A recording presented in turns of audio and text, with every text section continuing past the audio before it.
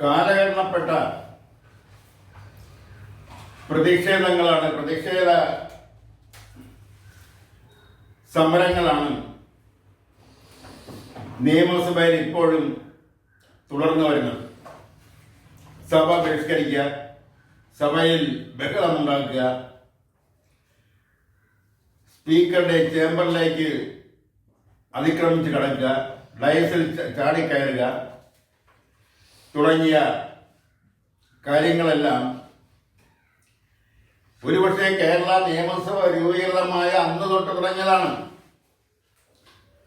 അത് അഴിമതിയുടെ കാര്യത്തിലായാലും മറ്റ് സ്ത്രീ വിഷയത്തിലായാലും 1957 പ്രഥമ മന്ത്രിസഭയിൽ അന്നത്തെ ഹരിജൻ ഗിരിജന വകുപ്പ് മന്ത്രിയായിരുന്ന ശ്രീ പി കെ ചാത്തമാസ്റ്ററുടെ പേരിലാണ് ആദ്യമായിട്ടൊരു സ്ത്രീ വിഷയവുമായി ബന്ധപ്പെട്ട് നിയമസഭയിൽ പ്രതിഷേധം ഉയരുന്നത്. അങ്ങനെ പിന്നെ ഇങ്ങോട്ട് ഒരു MLA തനിക്ക് സംസാരിക്കാനുള്ള സമയം അനുവദിച്ചില്ല എന്ന പേരിൽ അതിൽ പ്രതിഷേധിച്ചുകൊണ്ട് ഉടുത്തിരുന്ന മുണ്ട് വിരിഞ്ഞ് തലയിൽ കെട്ടി ഡെസ്കിന്റെ മുകളിൽ കയറി നിന്ന് കൂവിയത് തൊട്ട് ഇങ്ങോട്ട് എടുത്താൽ ഇപ്പോൾ കഴിഞ്ഞ ദിവസം നിയമസഭയിൽ നടന്ന ബഹളം വരെയുള്ള കാര്യങ്ങൾ എടുത്തു നോക്കിയാൽ ഇതിന്റെയൊക്കെ പ്രസക്തികൾ നഷ്ടപ്പെട്ടിട്ട് എത്രയോ പതിറ്റാണ്ടുകളായി. നിയമസഭയിൽ അങ്ങോട്ടും ഇങ്ങോട്ടും ചെളിവാരി എറിയാനും അങ്ങോട്ടും ഇങ്ങോട്ടും ആരോപണങ്ങൾ ഉന്നയിക്കാനും ഉള്ള വേദി മാത്രമല്ല, ആരോപണങ്ങൾ ഉണ്ടെങ്കിൽ അല്ലെങ്കിൽ മന്ത്രിമാരുടെ പേരിൽ ആരോപണങ്ങൾ ഉണ്ടെങ്കിൽ അല്ലെങ്കിൽ ഭരണകക്ഷി പ്രതിപക്ഷ നേതാക്കളുടെ പേരിൽ ആരോപണങ്ങൾ ഉണ്ടെങ്കിൽ അത് നിയമസഭയിൽ അവതരിപ്പിക്കുന്നതും പ്രതിഷേധിക്കുന്നതും ഒന്നും പുത്തരിയല്ല. അത് വേണ്ടെന്നുള്ള അഭിപ്രായവുമില്ല. അതൊക്കെ ഒരു പരിധിവരെ വേണം. പക്ഷെ അതിലുപരി നിയമസഭ സമ്മേളിക്കുന്നത് നിശ്ചിത സമയത്തിനുള്ളിൽ സമ്മേളിച്ച് തീർക്കുന്നത് ഈ നാട്ടിലെ ജനങ്ങൾക്ക് വേണ്ടിയുള്ള ക്ഷേമ പ്രവർത്തനങ്ങള്, വികസന പ്രവർത്തനങ്ങള്, കേന്ദ്ര ഫണ്ട് എങ്ങനെ സംസ്ഥാനത്ത് സുതാര്യമായ രീതിയിൽ വിനിയോഗിക്കാം, അധിക ഫണ്ട് എങ്ങനെ വരുത്താം തുടങ്ങിയ കാര്യങ്ങളെക്കുറിച്ച് ക്രിയാത്മകമായ ചർച്ചകളും വാദപ്രതിവാദങ്ങളുമാണ് നിയമസഭയിൽ ഇന്ന് നടത്തേണ്ടത്. അല്ലാതെ കാലഹരണപ്പെട്ട പ്രതിഷേധ സമരങ്ങളൊന്നും ഇന്നത് ജനത്തിന്റെ മുന്നിൽ വില പോകില്ല എന്ന വസ്തുത ഇനിയെങ്കിലും ഈ പ്രതിഷേധക്കാർ തിരിച്ചറിയണം. ഇവിടെ ശബരിമല സ്വർണ്ണ കവർച്ചയുമായി ബന്ധപ്പെട്ടുള്ള കാര്യത്തിലാണ് കഴിഞ്ഞ ദിവസം നിയമസഭയിൽ പ്രതിപക്ഷ അംഗങ്ങൾ പ്രതിഷേധവുമായി സ്പീക്കറുടെ ചേംബറിലേക്കും ഡയസിലേക്കുമൊക്കെ ചാടിക്കയറുകയും സഭ ബഹിഷ്കരിക്കുമൊക്കെ ചെയ്തിരിക്കുന്നത്. ജനങ്ങളുടെ പ്രശ്നങ്ങള്, അവരുടെ ബുദ്ധിമുട്ടുകളെല്ലാം ചർച്ച ചെയ്ത് അതെങ്ങനെ പരിഹരിക്കാമെന്നതിനെ കുറിച്ച് ചർച്ച ചെയ്ത് നാടിന്റെ വികസനത്തിന് വേണ്ടുന്ന കാര്യങ്ങൾ എങ്ങനെയെല്ലാം നടപ്പാക്കാം എന്നതിനെ കുറിച്ച് ചർച്ച ചെയ്ത് തീരുമാനമെടുക്കേണ്ട സഭ അനാവശ്യമായ കാര്യത്തിന്റെ പേരിൽ സ്വർണ്ണ കവർച്ച അനാവശ്യമാണെന്ന് പറയാൻ കാര്യം അതിൽ പലപ്പോഴും അതിനെക്കുറിച്ച് ചർച്ച നടന്നിട്ടുണ്ട്. അതിൽ ഉൾപ്പെട്ടിട്ടുള്ള ആരൊക്കെയാണെന്ന് ഏറെക്കുറെ കഴിയുന്ന ജനങ്ങൾക്കറിയാം. അതിന് രണ്ട് ഇടതുപക്ഷ CPM-ന്റെ നേതാക്കന്മാര് ജയിലിലാണ്. മറ്റൊരു നേതാവ് മെഡിക്കൽ കോളേജിലെ ആശുപത്രി സെല്ലിലാണ്. തന്ത്രി ജയിലിലാണ്. അവിടത്തെ അതുപോലുള്ള മറ്റൊരു പൂജാരി ജയിലിലാണ്. ചില ഉയർന്ന ഉദ്യോഗസ്ഥരൊക്കെ ജയിലിലാണ്.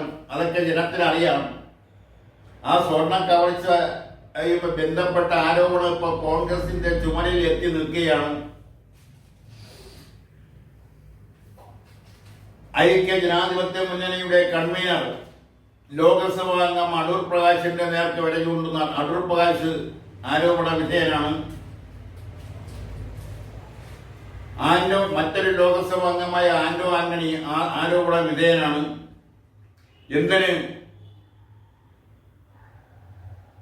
സോണിയാഗാന്ധി വരെ ആരോപണ വിധേയരാണ്. അതിന് സംസാരിക്കുന്ന ചില ചിത്രങ്ങൾ പുറത്തു വന്നു കഴിഞ്ഞു. ഇനി എന്തെല്ലാം പുറത്തു വരാനിരിക്കുന്നു. അതുകൊണ്ട് അതിൽ എല്ലാ രാഷ്ട്രീയ പ്രസ്ഥാനങ്ങളും രാഷ്ട്രീയ പാർട്ടിയുടെയും നേതാക്കന്മാർ അതിനകത്ത് ഇൻവോൾവാണ്. അതുകൊണ്ട് ഇതിന് മുമ്പൊരിക്കൽ സൂചിപ്പിച്ചതുപോലെ അത് സംസ്ഥാന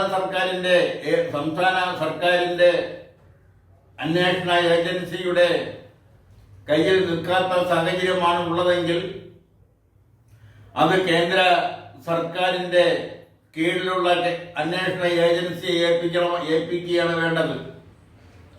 എന്തായാലും അതിനെക്കുറിച്ചുള്ള സുതാര്യമായ ഒരു അന്വേഷണം നടക്കാന്നുള്ളത് ഈ നാടിന്റെ ആവശ്യമാണ്, ഇവിടത്തെ ജനങ്ങളുടെ ആവശ്യമാണ്. ഇനി ഇത്തരം കൊള്ളകൾ നടക്കാതിരിക്കുന്നതിന് ആ സത്യസന്ധവും സുതാര്യവുമായ ഒരു അന്വേഷണം നടത്തി കുറ്റക്കാരെ നിയമത്തിന്റെ മുന്നിൽ കൊണ്ടുവരിക എന്നുള്ളത് നാടിന്റെ ആവശ്യമാണ്. അക്കാര്യത്തിലൊന്നും ആർക്കും തർക്കമില്ല. അതുപോലെ തന്നെ ഒരു MLA സഭയ്ക്ക് കൂടെ സഭയിൽ വരാൻ കഴിയാത്ത കാര്യം, 2 MLA സഭയിൽ വരാൻ കഴിയാത്തൊരു സാഹചര്യം നിലവിലുണ്ട്. ഒന്ന്, തിരുവനന്തപുരം MLA ആന്റണി രാജു, അദ്ദേഹം അയോഗ്യനാക്കപ്പെട്ടിരിക്കുന്നു. ഒരു കേസുമായി ബന്ധപ്പെട്ട്, ഒരു തൊണ്ടിമുതലുമായി ബന്ധപ്പെട്ടാണ് അദ്ദേഹത്തിന് അയോഗ്യനാക്കപ്പെട്ടത്. മറ്റൊരു MLA, യുവ MLA, ഒരു സ്ത്രീ വിഷയവുമായി ബന്ധപ്പെട്ട് അദ്ദേഹത്തെ അയോഗ്യനാക്കിയിട്ടില്ല എങ്കിൽ തന്നെയും അദ്ദേഹത്തിനും നിയമസഭയിൽ സ്വതന്ത്രമായി വന്നു പോകാനോ സ്വതന്ത്രമായ അഭിപ്രായ പ്രകടനം നടത്താനോ അതുമായി ബന്ധപ്പെട്ട് അദ്ദേഹത്തിന് സമയം ലഭിക്കുന്നതിനുള്ള അവസരം ലഭിക്കുന്നതോ എല്ലാം ഇല്ലാതായിരിക്കുന്നു.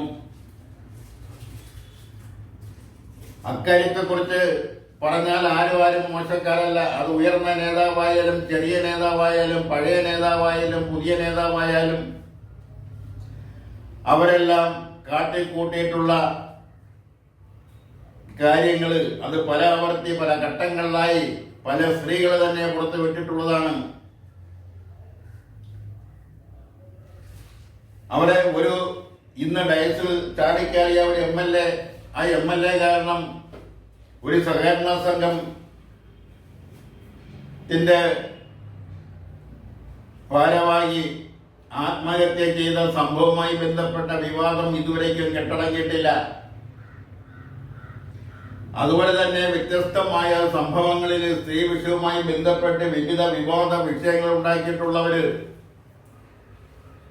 അതിന്റെ ഫലമായി മന്ത്രിസ്ഥാനത്ത് നിന്ന് രാജിവെച്ച് മാറി നിൽക്കേണ്ടി വന്നവര്, എന്തിന് ആനക്കൊമ്പ് മോട്ടിച്ചവര് വരെ ഇന്ന് ഉയർന്ന നേതാക്കളാണ്. അതെല്ലാം ജനം മറക്കുന്നു.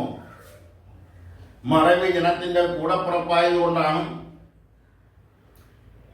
ഇത്തരം ആൾക്കാരെ വീണ്ടും നേതൃത്വ നിരയിൽ ഇരിക്കുന്നതും വീണ്ടും ഉയർന്ന പദവിയിലെ എല്ലാം എത്തുന്നതുമെല്ലാം. അതുകൊണ്ട് ശബരിമല സ്വർണ്ണ കവർച്ചയുമായി ബന്ധപ്പെട്ടുള്ള സംഭവ വികാസങ്ങൾ അത് ഏറെക്കുറെയൊക്കെ ജനങ്ങൾക്ക് തിരിച്ചറിയുന്നുണ്ട്. അതിനുവേണ്ടി സഭ നിർത്തിവെച്ച് സഭയുടെ വിലപ്പെട്ട സമയം ഇല്ലാതാക്കാതെ ചുരുങ്ങിയ ദിവസമാണ് നിയമസഭ സമ്മേളിക്കുന്നത്. അത്രയും സമയമേ ഇനിയുള്ളൂ. അതിനകം വെച്ച് ജനോപകാരപ്രദമായ കാര്യങ്ങളൊക്കെ ജനങ്ങൾക്ക് വേണ്ടുന്ന, ജനങ്ങൾക്ക് പ്രയോജനപ്പെടുന്ന കാര്യങ്ങൾ ചർച്ച ചെയ്ത് കേരളത്തെ എങ്ങനെ കേരളത്തിന്റെ വികസനവുമായിട്ട് എങ്ങനെ മുന്നോട്ട് പോകാം എന്നതിനെ കുറിച്ചും അനുവദിച്ച കേന്ദ്ര ഫണ്ട് സുതാര്യമായി വിനിയോഗിക്കുന്നതിനെ കുറിച്ചും ഇനി കേന്ദ്ര ഫണ്ട് ലഭിക്കാനുണ്ടെങ്കിൽ അതെങ്ങനെ എടുക്കാം എന്നതിനെ കുറിച്ചുമാണ് ഭരണ പ്രതിപക്ഷങ്ങൾ ചർച്ച ചെയ്ത് തീരുമാനമെടുക്കേണ്ടത്. അത് നടപ്പിലാക്കുന്നതിന് വേണ്ടിയുള്ള സുതാര്യമായ നടപടിയിലേക്ക് കടക്കണമെന്നുമാണ് ഈ അവസരത്തിൽ പറയാനുള്ളത്.